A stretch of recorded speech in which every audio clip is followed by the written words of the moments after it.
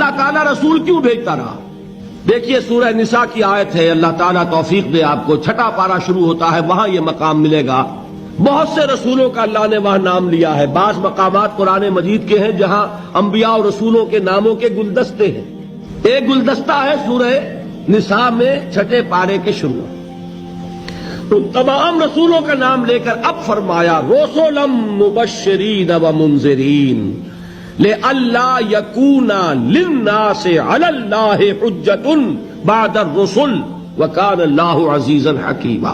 ہم نے اپنے رسولوں کو بھیجا مبشر اور نذیر بنا کر، تاکہ رسولوں کے آنے کے بعد لوگوں کے پاس اللہ کے مقابلے میں کوئی حجت باقی نہ رہ جائے۔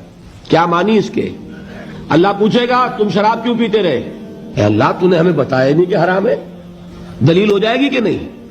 ہمیں بتایا ہی نہیں کہ حرام ہے۔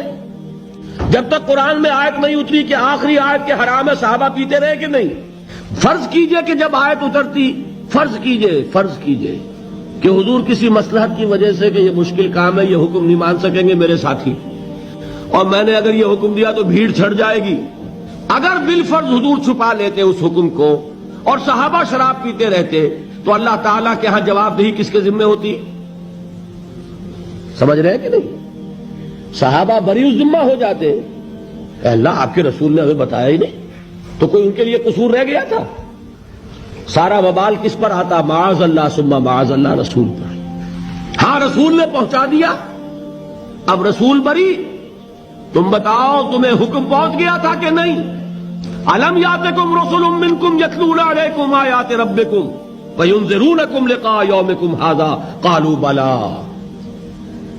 کیا تمہارے پاس ہمارے رسول نہیں آئے تھے جو تمہیں ہماری آیات پڑھ کر سناتے رہے اور اس دن کی حاضری سے تمہیں ڈراتے رہے؟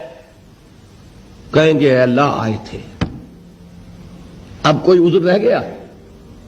اور اگر نہ آئے ہوتے تو کچھ تو عذر پیش کرتے نا، اللہ ہمارے پاس رسول نہیں آیا، ہمارے پاس تیرا کوئی پیغامبر نہیں آیا۔ اس دلیل کو، اس عذر کو، اس حجت کو ختم کرنے کے لیے اللہ نے رسولوں کو بھیجا۔